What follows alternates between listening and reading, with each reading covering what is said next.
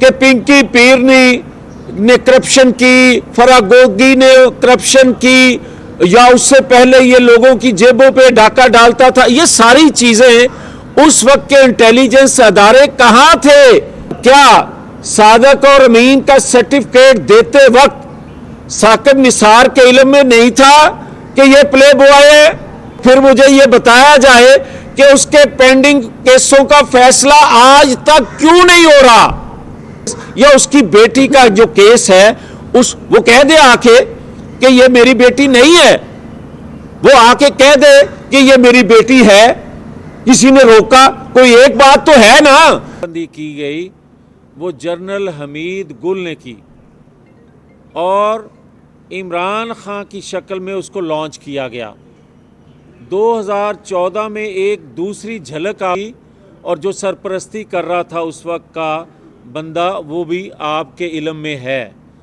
2017 میں ایک ترقی کرتا پاکستان, ایک پھلتا پھولتا پاکستان, جس طرح اور جس حالت میں اور جس خواہش پر 2011 میں کسی کو لانچ کیا گیا تھا, اس کی تکمیل 2017 میں کسی کو ہٹا کے خواہش پوری کر کے پاکستان کو اس نہج تک پہنچا دیا گیا جس نہج پہ آج پاکستان کو آپ مہنگائی کے حوالے سے, سفارتکاری کے حوالے سے, اخلاقیات کے حوالے سے, معاشی حوالے سے آپ دیکھ رہے ہیں. مگر بات یہ ہے کہ یہ سلسلہ کب تک چلے گا اور کیا نواز شریف بار بار قربانی دیتا آئے گا, اور کیا 2017 ہو, 99 ہو, 93 ہو, نواز شریف نے اپنی قربانی, اپنی ذات کی تکلیفیں بھلا کے آگے بڑھنے کی بات کی, کوئی گارنٹی نہیں لی, نہ گارنٹی آج چاہتے ہیں. مگر کیا یہ سلسلہ رک گیا؟ نہیں رکا. اس لیے کہ کیا مجرموں کے اقبالی جرم کے بعد بات ختم ہو گئی؟ جب ہم 2017 کے بعد کہتے تھے کہ ایک ٹروتھ کمیشن بنایا جائے, آج بات ٹروتھ کمیشن سے آگے نکل گئی. جب ٹروتھ, سچائی قوم کے سامنے اقبالی جرم کی شکل میں آ گئی تو پھر کمیشن کیسا؟ پھر اور کیا دیکھنا ہے؟ مگر آپ نے یہ بھی دیکھا کہ 23 نومبر 2022 تک کھلے عام سہولت کاری کی جاتی رہی اور سرپرستی کرنے والوں نے ایک روپ نیا دھار کے ایک نورا کشتی شروع کی, اور وہ نورا کشتی اس شخص کے ساتھ مل کے شروع کی اور کی جا رہی ہے.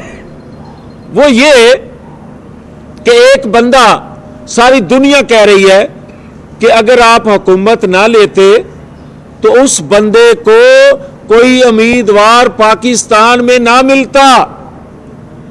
تو پھر مجھے کوئی بتائے کہ جو میں نورا کشتی کی بات کر رہا ہوں اس کو عوام میں دوبارہ سے قابل قبول بنانے کے لیے ملک کو اس حالت تک پہنچا دیا کہ لوگ جو محبت کرنے والے, جو قیادت محبت کرنے والی ہے پاکستان سے, انہوں نے اس حالت میں ملک کو دیکھ کر اپنا کندھا پیش کیا, اور وہ کندھا پیش کرنا ان کے نزدیک ایک عبادت تھی, اس قوم کی, اس ریاست کی خدمت تھی. مگر جو لانچ کرنے والے تھے انہوں نے اس سے بھی ایک فائدہ اٹھایا اور 23 نومبر تک تو براہ راست پولیٹیکل سرپرستی کرتے آئے, منصوبہ سازی کر کے اس کو لانچ نہیں, اس کو چلاتے رہے, اس کو مقبول بنانے کے لیے مجھے کوئی یہ بتائے کہ جو وہ کہتا تھا یہ سازشی خط جو سائفر کے حوالے سے اس وقت کے جو اسٹیبلشمنٹ کے چیف تھے، کیا ان کو علم نہیں تھا کہ یہ سازشی خط جھوٹا ہے؟ اس وقت واضح طور پر قوم کو کیوں نہ بتایا گیا؟ اور کیا انٹیلیجنس اداروں کے لوگ جو ہیں جس کا وہ سربراہ تھا، کیا اس کو بتا نہیں رہے تھے 2018 میں یا 2011 میں جب لانچ کیا جا رہا تھا کہ بقول عمران خان کے کہ باجوہ مجھے کہتے تھے یہ پلے بوائے ہے، تو کیا 2018 میں پتا نہیں تھا کہ یہ پلے بوائے ہے؟ وہ آج پتا چلا کہ یہ پلے بوائے ہے؟ اور آج کیا جو باتیں کی جا رہی ہیں کہ پنکی پیرنی نے کرپشن کی، فراگوگی نے کرپشن کی، یا اس سے پہلے یہ لوگوں کی جیبوں پہ ڈاکہ ڈالتا تھا، یہ ساری چیزیں اس وقت کے انٹیلیجنس ادارے کہاں تھے جب 2011 میں اس کو لانچ کیا جا رہا تھا یا 2018 میں کرسی پہ بٹھایا جا رہا تھا؟ مگر آج ایک اور شکل میں اس کو صادق اور امین بنایا جا رہا ہے۔ اور کیا صادق اور امین کا سرٹیفکیٹ دیتے وقت ثاقب نثار کے علم میں نہیں تھا کہ یہ پلے بوائے ہے؟ کیا اس وقت سعید کھوسہ صاحب کے علم میں نہیں تھا کہ جس کی سرپرستی وہ کر رہے ہیں وہ پلے بوائے ہے؟ مگر کیا اس قوم سے، اس ملک سے بار بار مذاق کیا جاتا رہے گا؟ بار بار اس طرح کی قربانیاں دیکھیں، اگر نواز شریف کی بار بار قربانی سے اس ملک کی معیشت سنبھل سکتی ہے، یہ ملک دوبارہ سے ترقی کی پٹری پہ چڑھ سکتا ہے، تو یہ قربانی ہم بار بار دینے کے لیے تیار ہیں۔ مگر نہیں اب ہو رہا، اب ان قربانیوں سے بھی ملک نہیں چل رہا۔ جس طرح ڈبو دیا گیا ملک کو اور پاکستان کی قوم کو یہ منہ میں زبان دے دی گئی کہ بتایا جائے کہ ان 7-8 ماہ میں مہنگائی کیوں بڑھی، بتایا جائے ملک کی معیشت کیوں نہیں سنبھل رہی، بتایا جائے ڈالر کیوں نہیں نیچے آ رہا، تو بھائی یہ بھی کہنے کی ہمت دیں کسی کو۔ آج کوئی بات آج بھی کرنا چاہے تو اس کی زبان جلتی ہے کہ کیا سرپرستی آج جو جس جگہ سے ہو رہی ہے، اور کیا 2 الیکشن ضمنی 20 سیٹوں پہ جو ضمنی الیکشن ہوا تھا اس پر بھی سہولت کاری اس وقت کے فیض عام کر رہے تھے اور نتائج لے رہے تھے، اور وہ فیض عام آج بھی جاری ہے۔ اور یہ بات بڑی واضح اور کلیئر ہے کہ کیا میں بات کروں تو میرے پہ غداری کے مقدمے ہوں اور میں نشاندہی کروں چند لوگوں کی جو اداروں میں بیٹھے بات کرتے ہیں، قومی مفاد کے خلاف فیصلہ کرتے ہیں، میں ان کی بات کروں تو میں غدار ٹھہرتا ہوں، مگر وہ روز 3.5 گھنٹے میڈیا پہ جھوٹ بولے، اتنا جھوٹ بولے کہ لوگوں کے ذہنوں پہ اثر کر جائے، تو کیا سہولت کاری اور کس کو کہو گے؟ تو پھر مجھے یہ بتایا جائے کہ اس کے پینڈنگ کیسوں کا فیصلہ آج تک کیوں نہیں ہو رہا؟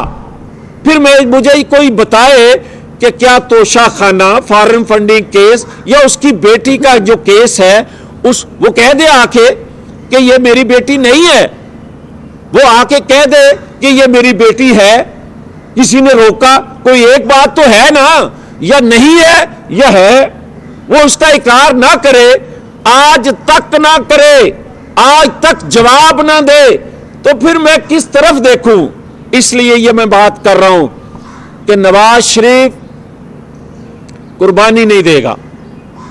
نواز شریف نے ریاست کے لیے، قوم کے لیے بہت قربانیاں دی، مگر اس کی قربانیوں کا صلہ جو قوم کو ملنا چاہیے تھا، جو ریاست کو ملنا چاہیے تھا، اس کی قربانیوں کو ضائع کیا گیا۔